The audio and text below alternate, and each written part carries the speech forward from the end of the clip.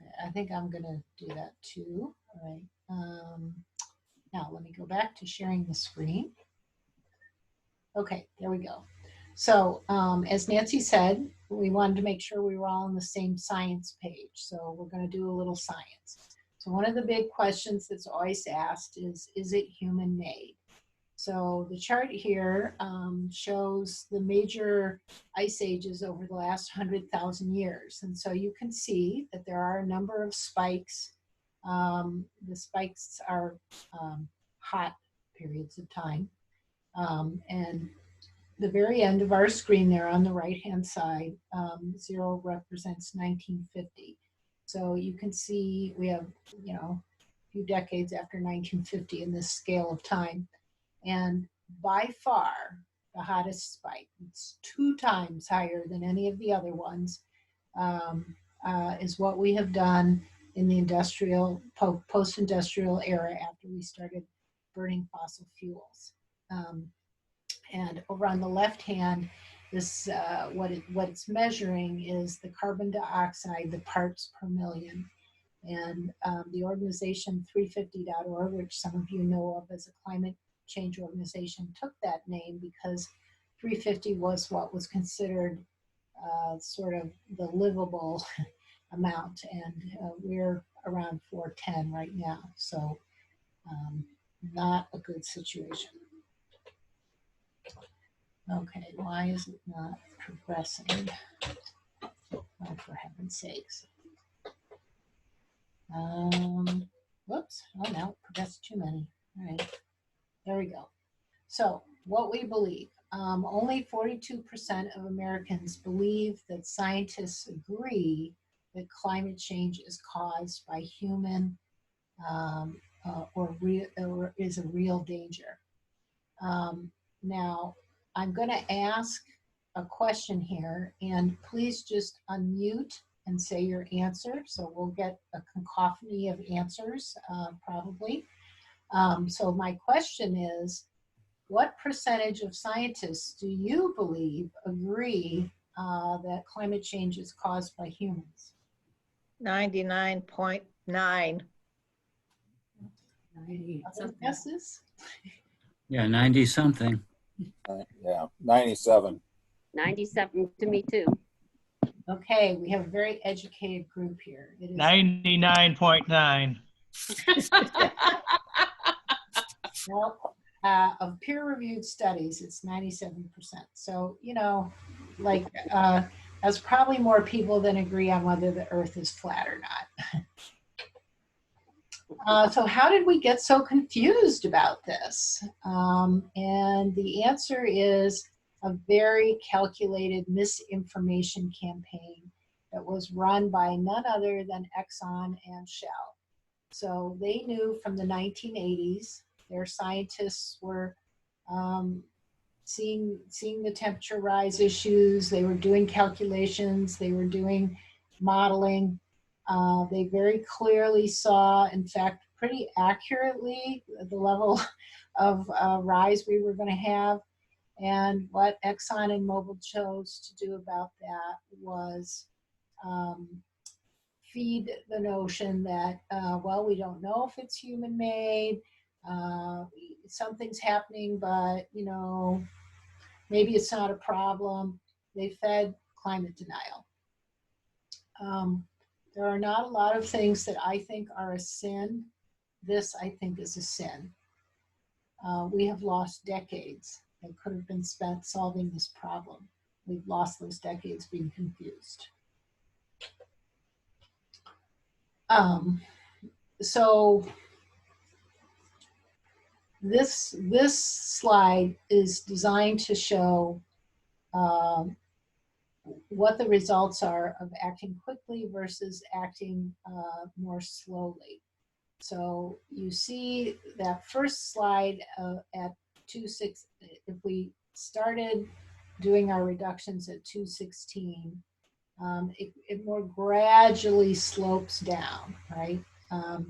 And around 2045 gets down to safe levels. If you wait to 2020, which is of course we have, and so now we're here, We have to do more of a direct reduction. We have to go more or less straight down to get there by 2045.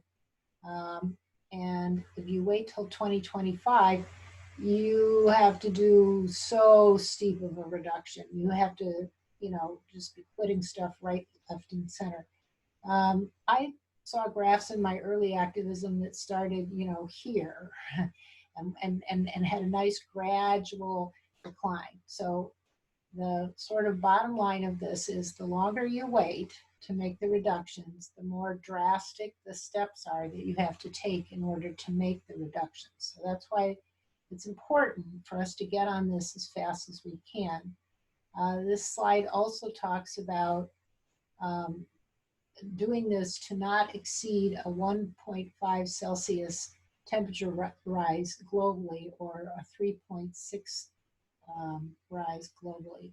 Now, especially when we say it in Celsius, for us who've learned to think in Fahrenheit, that seems like, oh, 1.5, not very much. So let's stay with thinking what we're used to, 3.6. Now, if you just think like, oh, so in the summer it would go up from 75 degrees to 78 and a half, that may not sound unbearable. But that's not really the way to think about it. The way to think about it is, if you have a temperature, when you're sick, if you have a temperature, if it starts approaching 4 degrees, you are very sick. That's the homeostasis of a living system. We're a living system. The planet is a living system.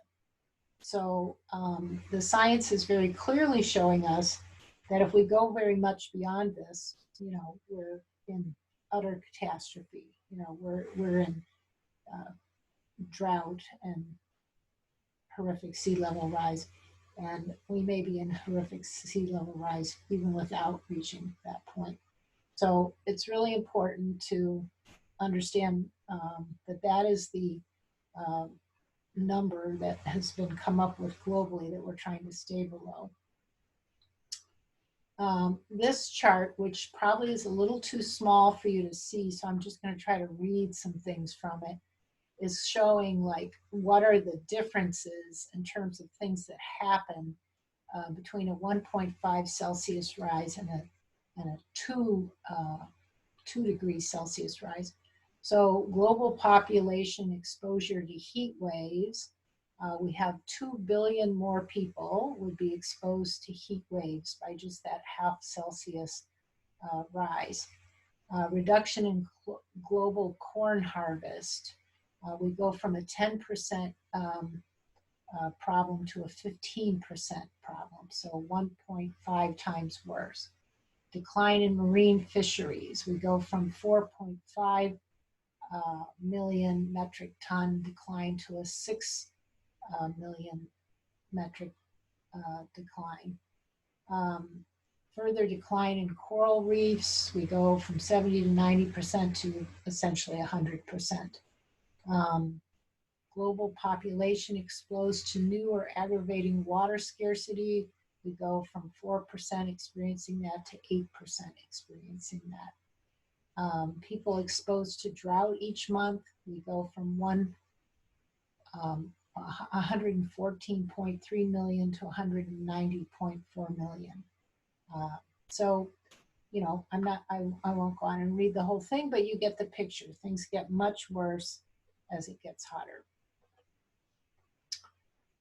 So what are the impacts of this on those the least of us? So flooding will impact coastal cities where 40% of the world population live. Many island countries would be obliterated. Drought is particularly hitting Africa hard, and this has already been happening for a decade. And then that causes climate refugees who become the poor and unwelcome of the world. And then heating and acidification of the ocean kills fish, which are central in the diet of many developing countries.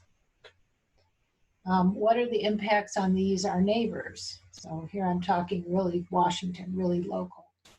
Forest fires, we can all remember a couple summers ago when we had to basically stay inside because the smoke was so kind of horrible. Loss of salmon and orca. We can remember the poor orca mommy carrying her dead baby around. Loss of snow and snowpack, that will impact our hydropower. Increased asthma in poor neighborhoods where pollution is the worst. And then who gets hungry when the drought comes? Hurricane Katrina and Hurricane Sandy are examples of how the poor do not have the resources to recover when we do have some kind of catastrophe caused by climate. So as people of faith, I think that this is the moral question of our lifetimes and the one that we are called to take action on. So what is the Thurston Climate Mitigation Plan? Nancy mentioned it several times in introducing me. So our three cities, Olympia, Tumwater, and Lacey, and our county have come together and they've committed to creating a plan that will reduce greenhouse gases by 45% by 2030 and by 85% by 2050. So if you remember that chart we had with the curves on it, we designed this plan to honor that science. And so this is really hard because this is what we would have to do to avoid that 1.5 Celsius degree temperature raise. And as they've been formulating the plan, they've been finding how really hard it is. They've had to add more items in order to really bring us down enough. But it's courageous that that's what they're doing. So who's making this plan? Well, the steering committee is made up of 2 elected officials from each of the jurisdictions. So that also includes the county, and some staff alternates. It is staffed by the Thurston Regional Planning Commission. And so Allison Osterberg is the staff person there who's been working on it. And then the 4 jurisdictions kicked in the money to hire a consultant. And so Cascadia Consulting has been helping them create the plan. By the way, I forgot to say, I'm happy to take questions at any point through the talk. And so since I can't see everybody, I can't see if you're raising your hand. So if you have a question, just go ahead and unmute and ask the question. And I do ask that you ask a question about what I'm talking about. If you have other more general questions, then hold those till the Q&A part at the very end. But since I failed to mention that until right now, are there any questions on any of the part I already said? Nancy. I think it was interesting that the cost goes up so much more between the 1.5 and 2 degrees. I mean, it's huge. And the longer we wait, the more cost there's going to be. So we're talking about between 54 trillion and 69 trillion. And that's, yeah. And there are a lot of other things asking for that money, or other causes asking for that money as well. Yeah. Well, I'm glad you zeroed in on this, because this is actually one of the things we're struggling right now to get our local politicians to understand, because they've got this plan, just about ready to pass, and they were up for putting money in it. And then COVID came along, and of course, they've got extra needs with COVID, they've lost income. And it's very understandable to me that they're looking at the crisis that's right in their face right now, and they're saying, well, we just have to deal with this. But, if they wait, the costs that they will be having to face for the climate change will be so much greater that having invested it back now will look like, oh my God, why didn't we, invest it back in 2020 or 2021 when we could have?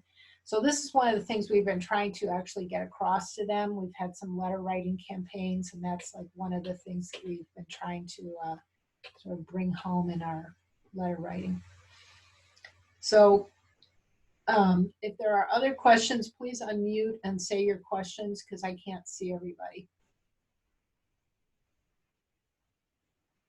Okay, I will take that silence to mean there are not other questions yet. So they also have an advisory committee for this planning process, and it is divided into the committees that you can see there. And then they've gotten local experts who have, you know, professional expertise in these areas to sit on those committees. And so those committees have sort of helped generate ideas for things that would go in the plan. They've evaluated information that's been brought forth and just generally advised. So what is TCAT's relationship to that? So I'm from TCAT, and because Thurston Climate Action Team sounds a great deal like Thurston Climate Mitigation Plan, people often get this a little confused and think, oh, we must be the organization that's creating the plan. I wish I could claim credit for that, but no, we are not the ones who are creating the plan. We do have a lot to do with it. It was our lobbying efforts that got the 4 jurisdictions to pass an agreement to you know, make this plan and hire a consultant and this sort of thing. And we have been present at all of the meetings. The public is invited to the meetings. We do make public comment all along the way, and we have you know, communicated various concerns we've had as the plan was developing in order to try to keep it, you know, going in the right direction.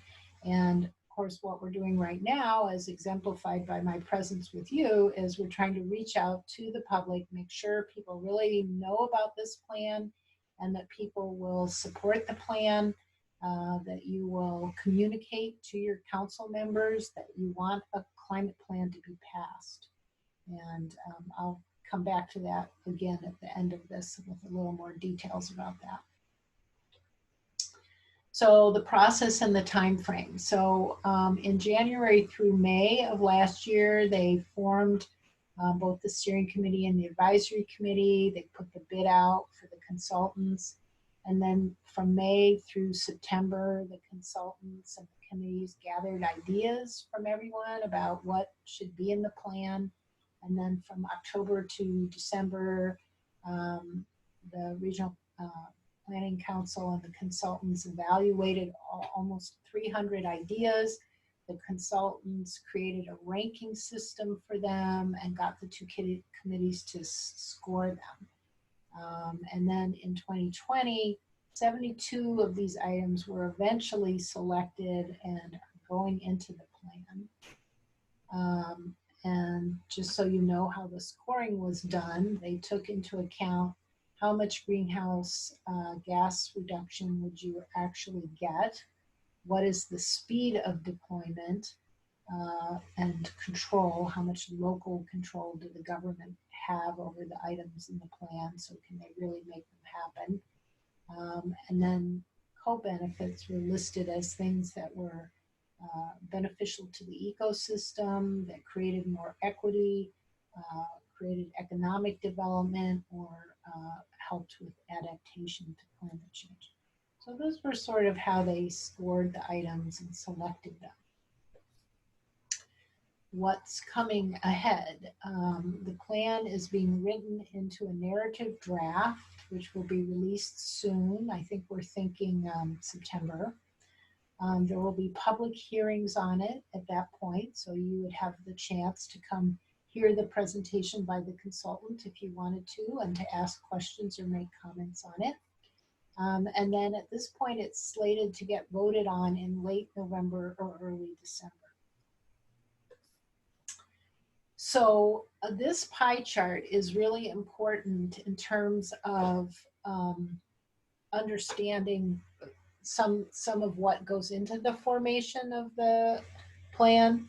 So we've, TCAT, so my organization, has been for a number of years doing a greenhouse gas emissions inventory for the 4 jurisdictions. So we've been seeing how much greenhouse gases are we emitting and in what sector are we emitting them. So as you can see here, the built environment, which we mean buildings there, is the biggest. And so that takes into account all of our homes, our commercial buildings, businesses, and it includes all the energy that we use in those. It also includes all the energy it takes to build those buildings. When they're new, it would go into the inventory. Then you can see that the second largest one is transportation. And, you know, that's all our cars and trucks and buses and all that sort of thing. Then there's some percentage that has to do with waste. And agriculture is surprisingly small because while we are certainly having, as consumers, a much bigger 9% carbon footprint from the food that we consume, very little of our food is actually produced in Thurston County. So this just, the 1% represents that we are not a very agricultural county at this point. And another important thing to know about this pie chart is the state passed last year a Clean Fuels Act that is essentially forcing PSE to go off of dirty fossil fuels and onto clean fossil fuels by, I think it's 2030. And so as that happens, the emissions in our built environment are going to go down because we're going to start having clean energy available to us. And that will then mean that transportation will become the biggest sector. So as things were brainstormed for the plan, you wind up with things that are heavily in buildings and transportation. Some of this has to do with what's called in the biz scope 1 versus scope 3. And I do want people to understand this because you would expect some scope 3 things in the plan and you're not going to see them. So scope 1 means greenhouse gas emissions that are created inside the county. So for example, anything that we actually manufacture in our county, all the electricity that we use in our county, all the transportation we do in our county. So all this kind of emitting that we do inside our county is scope 1. And this plan focuses on scope 1 because it's what our elected officials feel they actually have control over. Scope 3 are emissions that are created by manufacturing and services outside of the county that we consumers are creating demand for. So as I mentioned before, most of our food is actually produced outside of the county. So there is, you know, big emissions for our food. It just isn't going to show up in our pie chart because it's scope 3 and the pie chart I just showed you was scope 1. All the other kinds of things that you consume and demand, you know, books, clothing, computer equipment, all that stuff is scope 3. So for you and me, when we try to think about how to be responsible about climate change, we have to focus on scope 3. But for our government officials here in this county, they have to focus on scope 1 because that's what they have control over. So I'm going to kind of list here some of the stuff that's in the plan so you have a little more of an idea about it. So transportation strategies. So they list some strategies, and then within the listing of the strategies, they have very specific items. So I'm just going to talk about the strategies right now, not the specific items. So set land use policies that support increased density and efficient transportation networks. So in other words, when our basic needs are closer together, we will spend less time in a car. Increase efficiency of the transportation system, increase adoption of electric vehicles, increase use of public transportation, increase use of active forms of travel, and more efficient commuting modes. So, Lynn, Yes. Can you, how do you increase the efficiency of a transportation system? There are things about how well, like if you think about a bus system, there are inefficiencies in You bus told me. systems, and there are ways that you can make a bus system more efficient. Also, in terms of you and I driving, there are ways that road patterns go that do not facilitate us taking the shortest route. And there are things that they could do that would increase that. So there's a variety of sort of, items that relate to that kind of idea of trying to make it more efficient. But I would say that the one on here that is considered to be the most effective strategy is increasing the adoption of electric vehicles, which is why I have this next slide. And the reason that that one is so important goes back to what I was saying before about our grid is about to get clean. PSC is going to be forced to get clean. So an electric vehicle, which is getting its power source from electricity, well, right now electricity is dirty too, so it's not that big of a gain when you go from gas to electricity in a dirty system. But once you get a clean system, it means that even when you're driving your car, you're not using fossil fuels. So they anticipate what they call the electric revolution, where we massively clean up our transportation grid by transitioning to electric vehicles. So this particular slide I have here, these are all electric vehicles. And I just show it because I think for many people, I would include myself in this, the first ones that came out were like the Tesla and I forget the other one, but they were both like hugely expensive. And it was like, okay, cars for rich people. Well, now it's changed and there's a lot of different ones. There's some more compact ones. They've been around long enough now that there's used ones. So we're kind of in a different ballpark. I know people cannot see this tiny little print. This one slide is for me to use as notes to talk to you. I tried to avoid this through the rest of it. But I wanted to give an example of concrete items that fall under a strategy. So we already said that electrification of vehicles was a strategy. So here are the concrete items that they list for that strategy. 1, EV parking in new construction, so requiring new construction to have that. 2, free EV parking, so in various locations you would go, the parking would be free if you have an EV. EV ready building code, so building code would be changed to require new residential construction to have EV charging capacity, not necessarily the charger in there, but the ability to have it in there.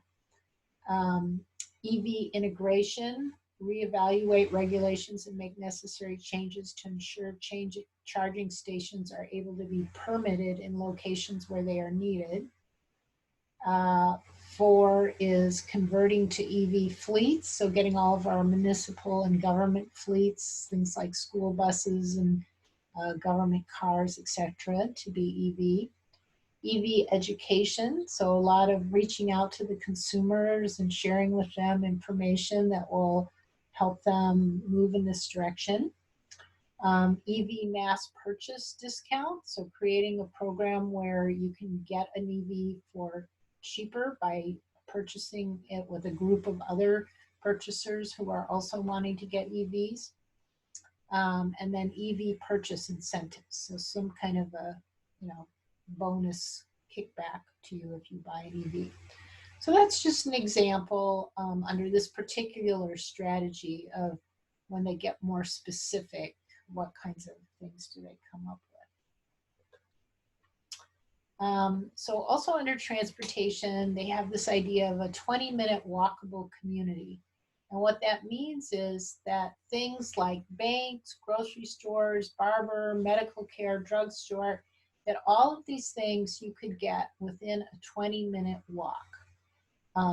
So if that were true, people would less often get in their car, and it'd be easier to encourage people to try to walk or bicycle and not use vehicles. This obviously would be also good for our health, in addition to being good for the planet. So right now, there are some communities, some neighborhoods that are already this way, right? But what tends to happen is poor people wind up further out, away from these things. That's where cheaper housing generally is, or suburbs also can have a kind of out, away from everything feeling to them. And so there's some things that they would do with zoning, etc., that would help to encourage this kind of 20-minute walkable neighborhood. Then they talked about encouraging active forms of travel, and so a lot of that has to do with, better bike lane structures, creating good walking places, things like, being able to have the bike racks on the buses, which we already have, but lots of strategies like that to encourage this kind of travel. So if this is something that particularly interests you, I wanted to mention that TCAT has action groups on different sub areas within this whole thing. So we have a transportation action group. And right now, our transportation action group is working on a webinar that will be happening later this month about EVs. And so it will be kind of helping educate people who might be thinking about, do they want an EV or not, to what's involved with that. To the right there, you see contact Carrie at thurstonclimateaction.org. Carrie is our staff person who staffs that action group. So if that is of interest to you, that would be a way to get involved with that. Before I leave transportation and go on to our next part, I want to see if people had any questions about the transportation stuff I already said. And again, if you do, please just unmute and say your question.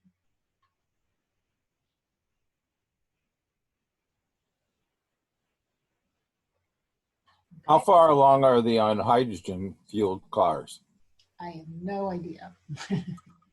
Good question, and I don't know the answer to that one. But Carrie might. Okay, so buildings. So I put transportation first because it's going to become the biggest sector. At the moment, it's not. Right now, buildings is. So these are the strategies for buildings that they have in the plan. Reduce energy use in residential buildings. Reduce energy use in existing commercial and industrial buildings. Reduce energy use across building types. Reduce energy use in new buildings or in redevelopment. Increase the production of local renewable energy, and convert to cleaner fuel sources. So solar power is the obvious thing there, right? It's the one we all know about when we try to think about, mitigating climate change. I think solar power must be the first thing that comes into people's minds. And so in order to make that more possible, one of the things we have to do is encourage building code to support solar ready.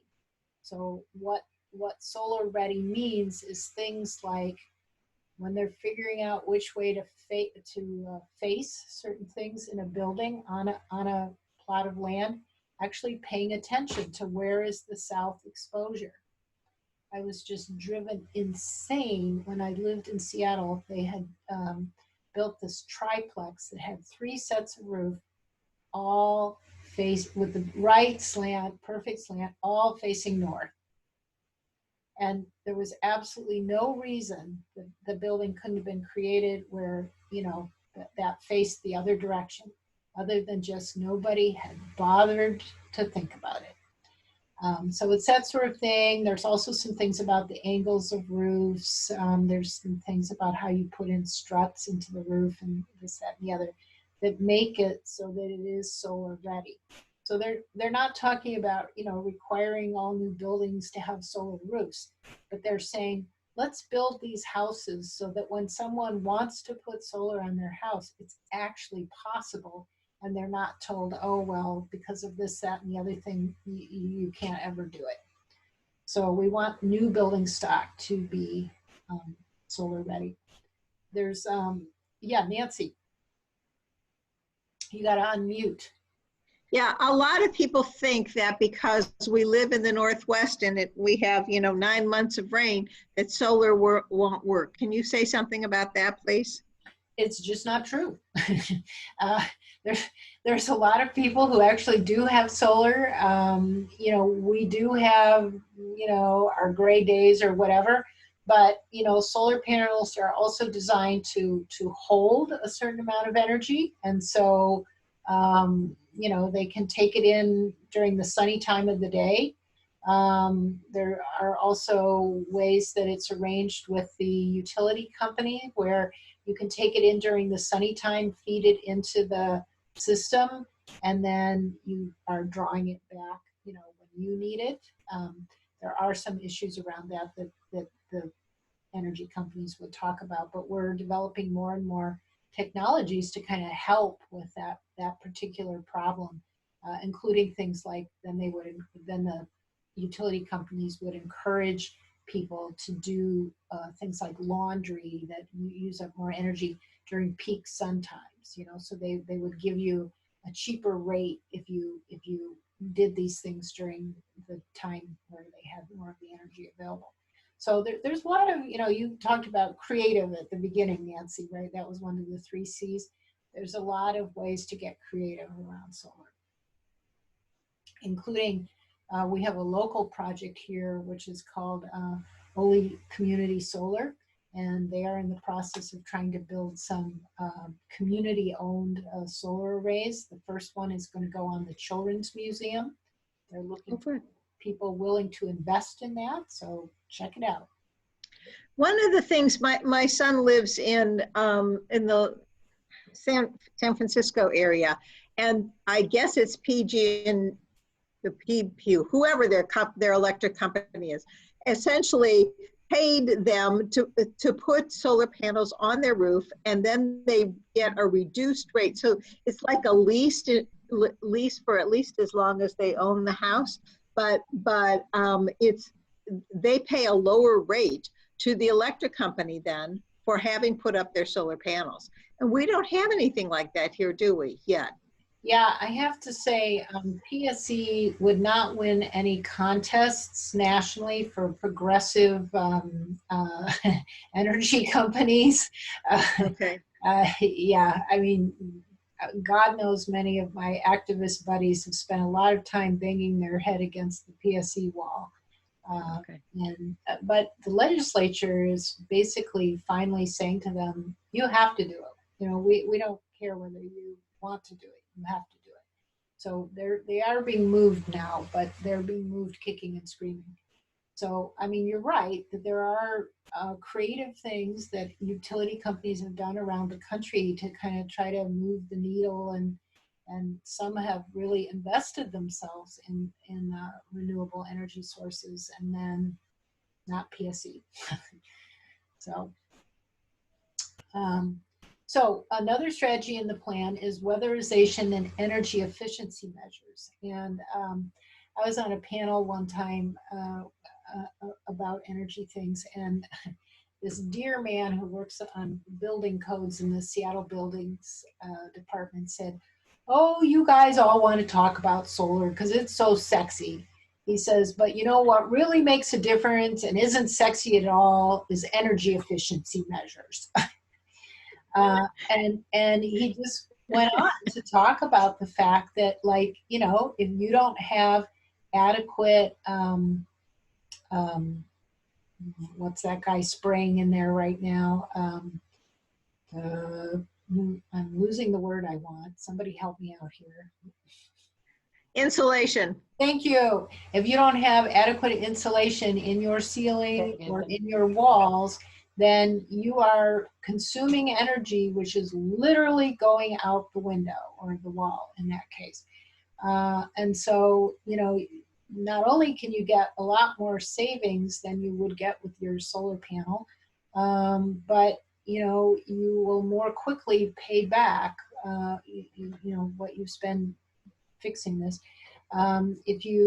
If you have enough insulation, and you know that includes our picture to the right there where the windows are getting sealed for the winter and this sort of thing, weatherization. Um, there is also the energy efficiency of our appliances.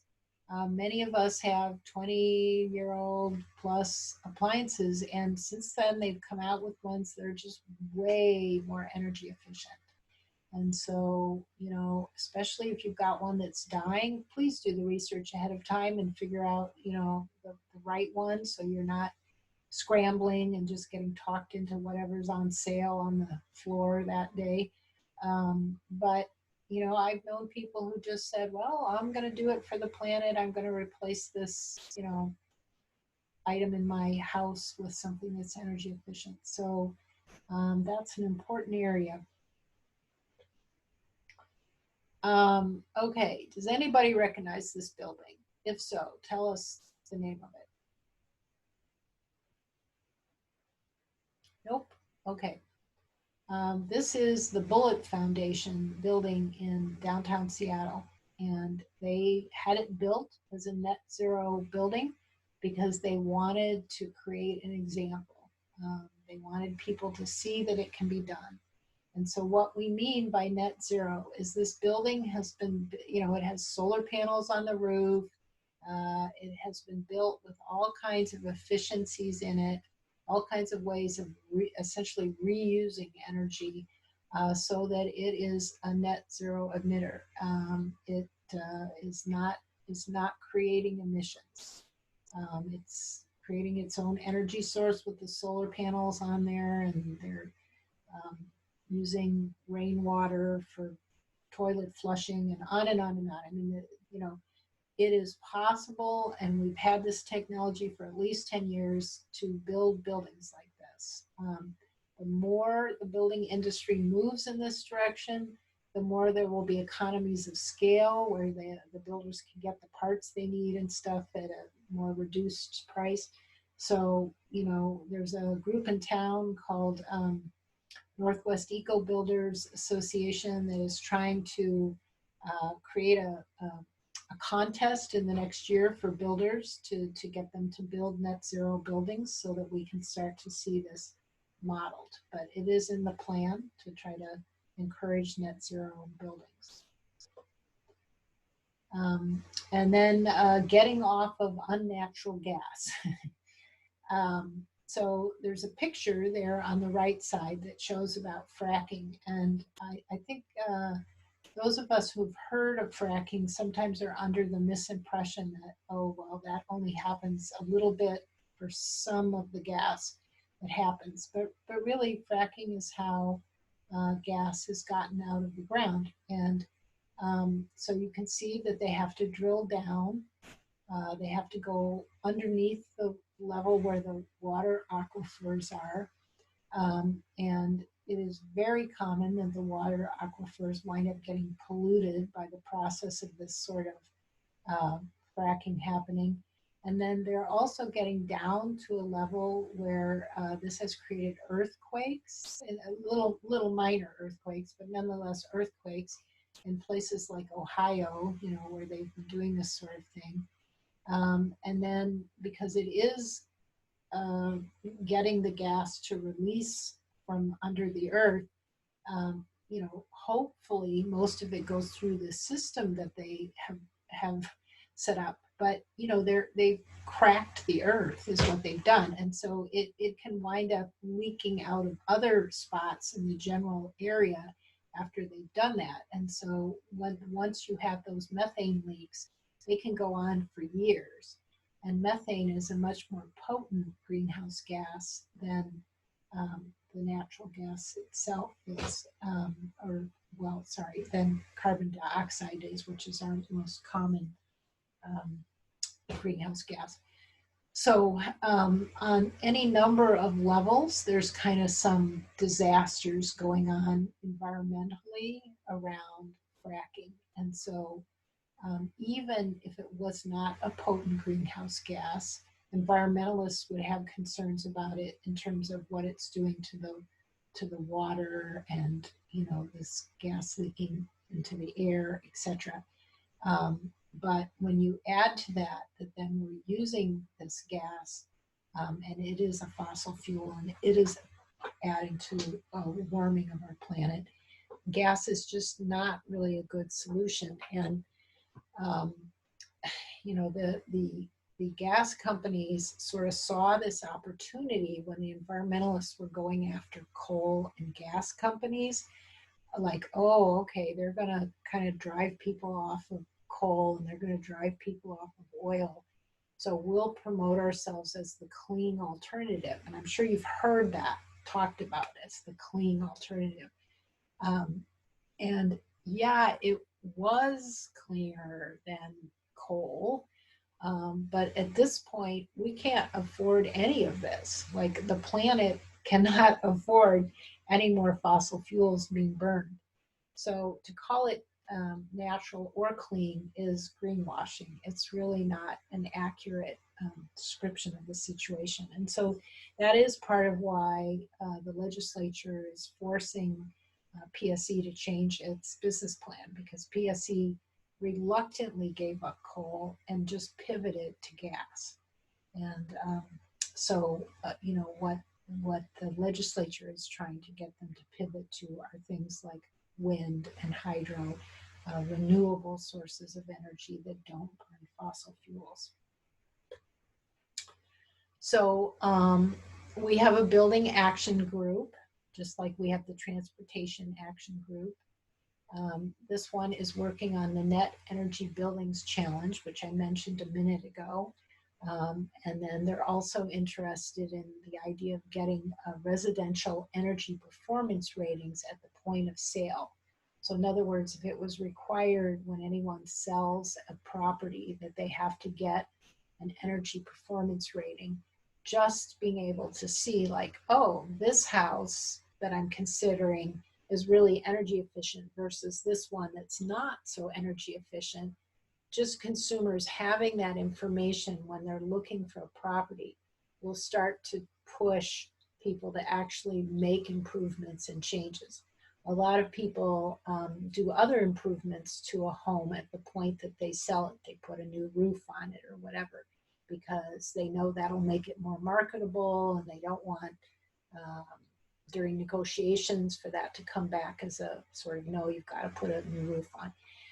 The same thing would happen if we had the information about energy. You know, if we saw that, oh, this house doesn't really have any insulation in the roof, then, you know, people would start to fix those things. So that is an idea in the plan, and it's also one that the Building Action Group is trying to promote.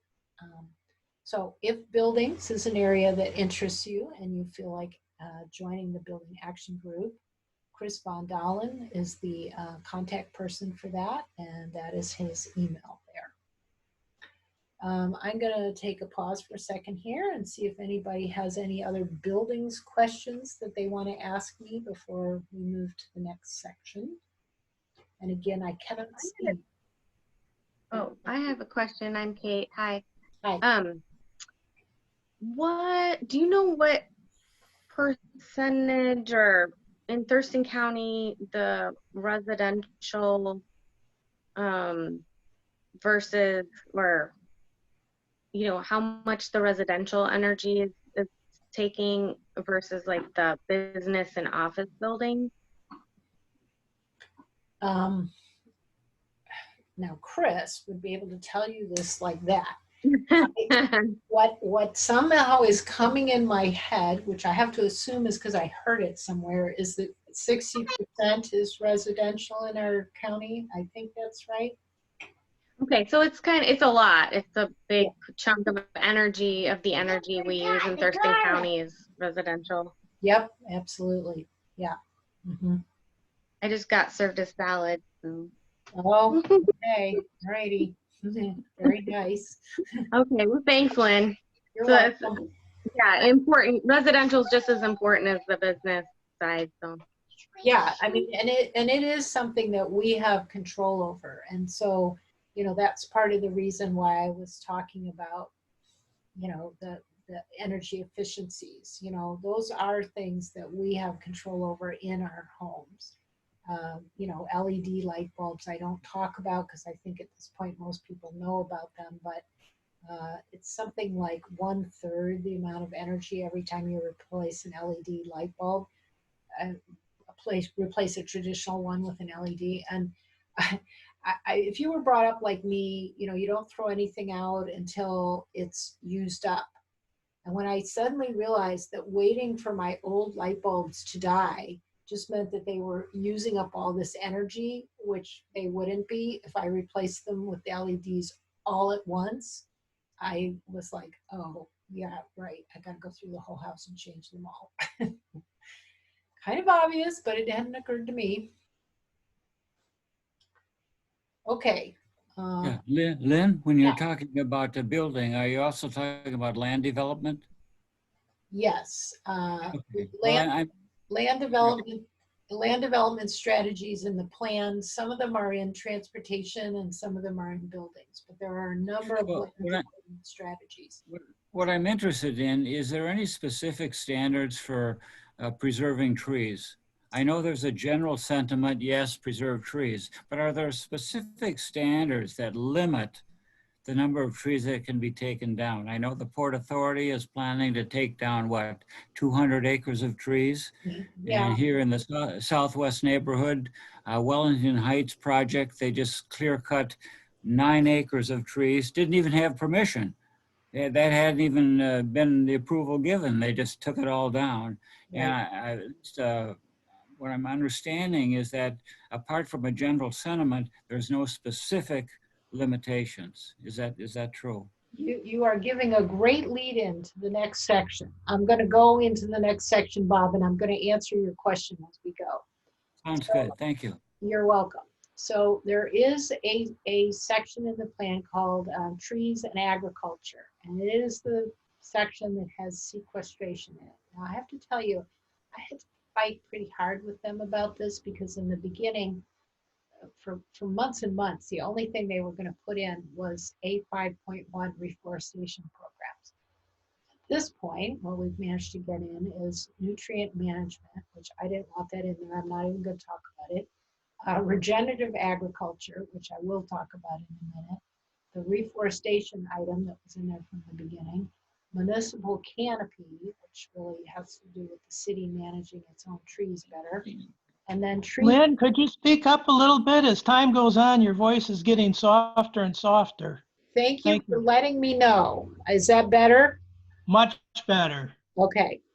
And then the last one is tree canopy preservation. And that goes to what Bob was just talking about. It goes to having ordinances that will actually protect trees. And I'm going to go to the next slide to get into some more details about all of this. So first I will talk about regenerative agriculture. So what is regenerative agriculture? Well, it's a different way of doing agriculture than what is done typically in this country right now. Typically in this country, we have what I call industrial agriculture. And so this slide attempts to kind of compare industrial agriculture to regenerative agriculture. So rather than competing with nature, it's partnering with nature rather than disturbing the soil, like you can see in this picture where they're doing deep tilling. It protects the soil. Rather than having monoculture cropping, it has diversity. And rather than being reductionist, it's holistic. So as it says at the top of the slide, it really is a paradigm shift. And there are a whole variety of farming techniques, which I won't get into unless somebody really asks me a lot more questions, that are utilized by farmers who do regenerative agriculture. And the most exciting thing that I can say about regenerative agriculture is it causes the plants to draw the carbon and other pollutants down into the soil. And we actually need carbon in the soil. Like having carbon in the soil is good for plant life. It makes the growing of food easier and more productive.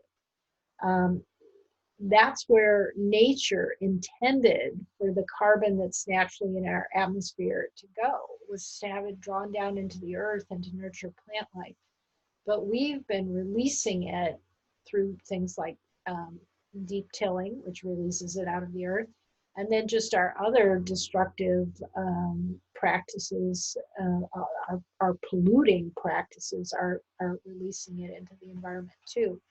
So there are very exciting early studies showing that within the first year of farmers switching over to regenerative, they start having more nutrients in the food that they're producing. They produce more crops. The crops are more drought resistant, which is going to become increasingly important under climate change. And they're drawing down something like, I think, 2 times more carbon, by doing this. So this is internationally, this is considered one of the most important strategies that we can do globally is switching to regenerative agriculture. They have now just developed a new label for regenerative. So like we're all familiar with the organic food label. Organic production uses some of the processes that are part of regenerative. I would just call regenerative a bigger toolkit that uses many more tools and is more effective than organic. So, if what you can find is organic, great, but there's something even better coming down the road and you'll start seeing a label that says regenerative. So in our plan, we're trying to heavily encourage the farmers that we have to, we don't have very many farms in Thurston County, but we're trying to encourage them to switch to regenerative. What's interesting is most of the farmers, the highest percentage of farmers in our county actually are meat producers. And there are regenerative processes for raising cattle as well. It's not just plants.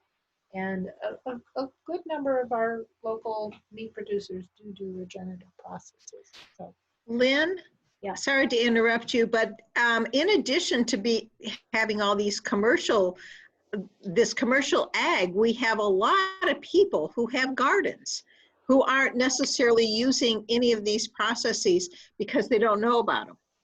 Yes, that's true. And so that points to another thing that where we as consumers have some control, and sort of envisioned in the plan is that the local conservation district would be teaching the farmers about this, and the local conservation district already does some gardening education for the public on various different things. And so that's something we could hope for too, Nancy, is that they would teach some of these processes to those of you who, spend the summer raising food in your backyard. Yeah, that's me. Well, there's also the extension, WSU Extension Master Gardener Program, which teaches home gardeners about these topics and also about rain gardens. Let me, I want to write that down so I don't forget what you're saying. Are they, was that Karen who just talked? Yes. Karen, are they also teaching about, because Master Gardeners for years was still promoting a lot of pesticide use? I think that's changed quite a bit. Okay, good. I'm glad to hear that. Okay, well, thank you for that comment. Anything else anybody wants to say about regenerative before I start talking about the trees? Okay, I will go on to trees. Lynn, I just want to do a time check. We have we have about 15 minutes or so left. Good. I think we're doing very well then, because we're in the last home stretch here and we'll be getting to some action parts next. So great, thank you. So trees. So protecting trees is extremely important. our older, bigger trees are storing more carbon in them, and they're also drawing down more carbon.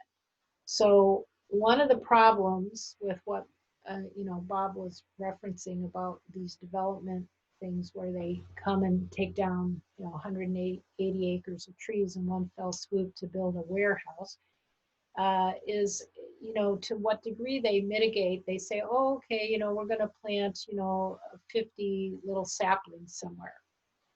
That is not a mitigation. Because it takes trees about 30 years to become really effective sequesterers. They do start in their first year sequestering, but it's just a very small amount compared to what the big, large trees can do. So if we are saying that trees are going to be part of our solution, and in the plan, it calls for both planting more trees and also for protecting more trees. And what I was driven mad by was for a long time, all they had was planting more trees. And I was like, we're going to plant a bunch of saplings, but we're not going to protect our 100-year-old trees. This is nuts. And so finally, they got the protecting trees in there. So we have a tree action group. Yeah, there we go. And the tree action group is working on ordinances to protect trees. So we have studied all the ordinances for the 4 jurisdictions. And I can tell you right now that Lacey has the best one, and that Tumwater and Thurston counties are basically useless. They don't protect trees worth a darn. And so we've been working on trying to get a better ordinance. And the fact that the mitigation plan is now calling for the same thing, saying that we have to protect the trees, is going to help us to do that. So if any of you are big tree fans, it's me you would contact, and you can join the tree action group, or you can join, we also have a support group for people who are trying to eat in earth-friendly ways. And what that means is eating less meat. And that's a big change if you grew up cooking and eating lots of meat, but it is, the carbon footprint of meat is huge compared to eating a more plant-based diet. So we have a support group for people who are trying to work on changing that about their own climate footprint. So for either of those, if they interest you, you can contact me. Lynn, I have a question for you. Yeah. Mm-hmm. I understand that in September, there's going to be a challenge with eating more plant-based foods, and I thought I heard that it was coming out of Thurston County. Have you heard about that? I have not heard about that. I like that idea. That Yeah, it's I like a major. I have a slideshow that's called the Food Challenge, and in it, it presents that eating more organic, eating more local, eating less meat, and wasting less food are all ways that you can reduce your food carbon footprint. Americans waste 40% of all food that is produced, winds up wasted. So that's actually the largest. If you look at the book Drawdown that ranks the 80 most successful solutions to carbon, the 3rd one is food waste, and the 4th one is eating less meat. So both of these are huge in terms of actual solutions that we can do. But going back to what I said about scope 1 and scope 3, they are scope 3 solutions. So they don't wind up in our plan. But you can certainly join that Eating for a Healthy Planet support group, because in addition to trying to change our own diets, we're also trying to figure out how to bring the information to the public and help educate the public more about that. So cross-cutting is the last part of the plan. Basically, it's the miscellaneous section where everything else winds up. So they have lobbying the legislature because they started to realize that a lot of the things they needed in order to make this plan work, they needed some help on the state level. And so they're really wanting now to lobby the legislature as cities to make some of the changes they need. They have keeping updated the emissions inventory, expanding the emissions inventory to include sequestration, which it does not right now, doing social research on behavior change, addressing needs of vulnerable populations, and adopting policies that require the measurement of emissions in everything that we do.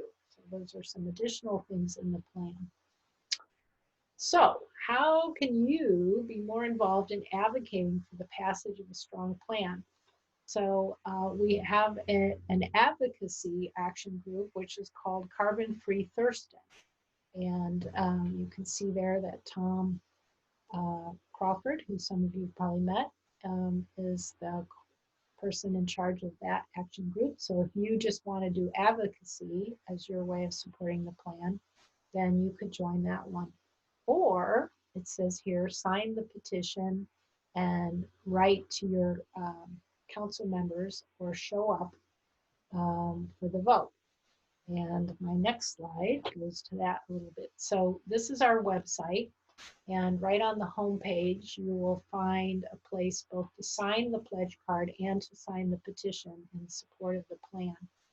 And I really would so appreciate if some of you would sign the pledge card. All it means is you'll show up when they vote. And given that right now showing up means being on a Zoom meeting, it's really easy.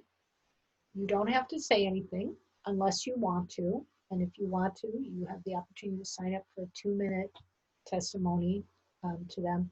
But just the sheer numbers of people, you know, they're not used to having people show up for their votes. And so if 50 people show up on Zoom, they really get it, that, oh my God, the public wants this, the public is concerned about this. And so we're asking people to pledge that they will show up for the vote. And so it's a pretty easy thing you can do that will make a big difference to the success of the plan. So if you only do one thing tonight, that is the thing I would want you to do. Second to that, I would hope you would join an action group, but that one is really important.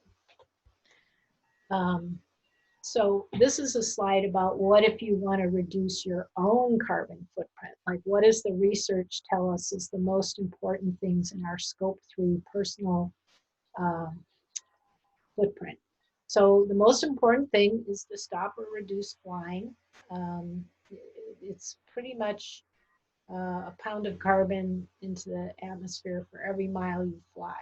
So if you fly to the East Coast and back again, lots and lots of carbon added to your footprint.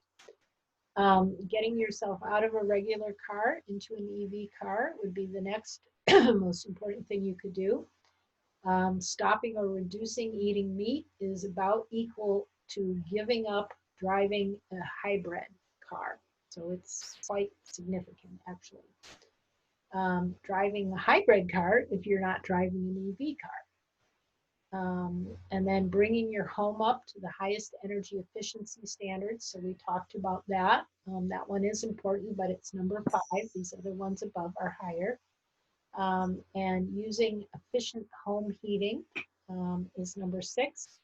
And reducing the garbage that you output from 90 gallons a week to 60 is another way. And I will tell you, I have a 60-gallon thing in front of my house, and half the time it's half empty. It's really possible to do this.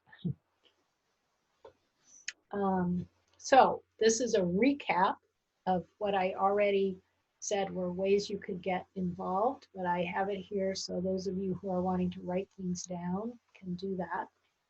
And we listed each of the action groups and who the contact person is. If you don't write it down and 3 days from now you think, oh my God, no, I've got to get involved, you can go on our webpage and probably find that same information. A good way to keep abreast of what we're doing is to sign up for our newsletter, which you can also do on our webpage. And then you would get every 2 weeks a newsletter that will mention the webinars that we're holding, and it will mention action groups that are meeting and things that they're doing and that sort of thing. So I hope some of you will do that. Lynn? Yeah. Sorry to interrupt, but You're going to have another, maybe it's a Zoom meeting on with letter writing a week from today, I believe. That Can is you, can you talk about that a little bit? Yes, thank you. You are a blessing, Nancy. You're like a walking commercial for me. Yeah, so this next Wednesday, the 26th at 7 o'clock, we're having this letter writing party. And if you just email me, I'll make sure you get the link for it. And what we're doing is we've been doing some kinds of letter writing each month to council in general, where we focused on different parts of the plan and why this part of the plan is important and why that part of the plan is important. But now we've gotten down to where we've identified a few council people who are not favoring the plan. And so we're going to really shower our love and attention onto them and try to encourage them to join us. And how do you do letter writing by Zoom? oh, well, so what we're going to do is you will join in a meeting like this, and then I am going to have sorry, I want to get my screen fixed here so I can see you all. So I will have talking points, and we'll kind of go over the talking points, and then we have more than one kind of focus that you could do during the letter writing, and we will divide some of you into little rooms. I don't know if you've ever been in a Zoom side room, but it's possible to have people in more than one room. So some people will be writing one set of letters, and some people will be writing another set of letters. And you know, we'll have some quiet time, or maybe we'll have background music. I don't know. For writing. And it may seem like, well, I can do that by myself in my house. Yes, you can, but in the nature of human beings, we get an email that says, here are the talking points, and we say, oh, I'm going to do that. And then, you know, a month later, like, that's never happened, right? And so we found that it's really very effective if we kind of get together. I mean, if COVID wasn't happening, we'd sit in a room and be able to have brownies at the same time. So I'm really sorry you're not going to get the brownies. But anyway, yeah, it's just basically that you're kind of committing, like, yes, I'm going to spend an hour. I'm committing to that hour. So I know by the end of it, I will have sent off my letters of support. So, so yeah, please join the letter writing campaign. And you know, if you can't make it that night, but you do want to do some letter writing and support, I would say a good basic place to start is write each of your city council people and just tell them why you want a climate mitigation plan. And it can be just from the heart. You know, I want my kids to live on a livable planet. Like, you know, you don't have to go into all the nuts and bolts of the plan, but just letting them know that it matters to you. They need to hear from people so they know that we want it. And these letter writing campaigns actually work. And I just wrote to the Board of Governors of the US Postal Service and to every single one of them. And by gum, the next day, I know it wasn't just me, but they actually got the point. Bazillions of us wrote. Yeah, thank God. That was a scary moment. Yeah. Well, we still, I think I don't know what they've done with the machines they've already taken out, so. Yeah. Okay, well, I am gonna just see now if there's any leftover questions that now come to your mind. Well, I have a very serious question, but everything you've covered was more individual. I just want to know why they built the mistake on the lake, on the isthmus, and when is it going to flood? And who's supposed to stop it? I guess that's what I'm concerned about. I cannot speak for why they built it. You know, it is very clear that when sea level, you know, the predicted sea level rise is 6 feet. If we go up to, you know, 1.5, we will have 6 feet rise.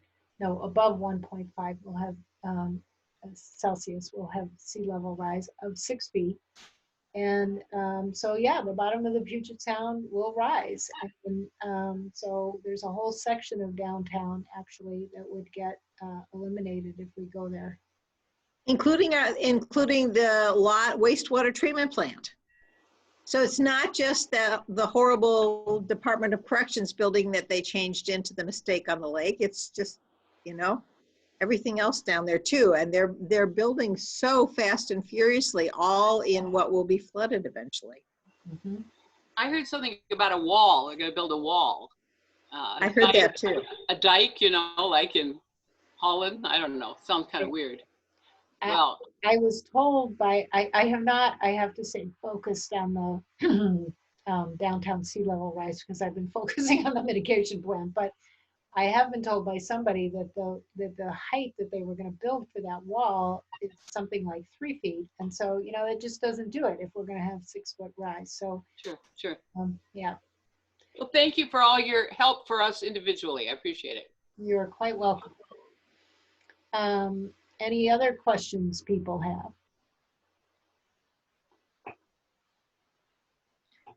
Okay. Well. So I would encourage you all to sign the pledge card or sign up to show up at the meetings via Zoom. I think it's really important that we put our make our actual actions kind of reflect what we think is important. And as the creation of our God, we have to do something so that we continue to have this planet. And what I love about the Thurston County Climate Mitigation Plan is that we're not waiting for anybody else. We're doing it now. And these are things that in the city, 3 cities and counties, we can actually have an impact, assuming that they pass the plan. And so I would encourage you all to help out with that effort. Yeah. I want to thank Lynn for sharing with us. I really liked your presentation. It was great, straight to the point. And yeah. And so thank you very much, Lynn. You're welcome. That was also thank you to Beth for getting us all on, even at the last minute in a rush. You were calm in the face of all that pressure, so thank you. Do we have something coming up next week, Beth? For adult ed? We don't, even though I noticed in the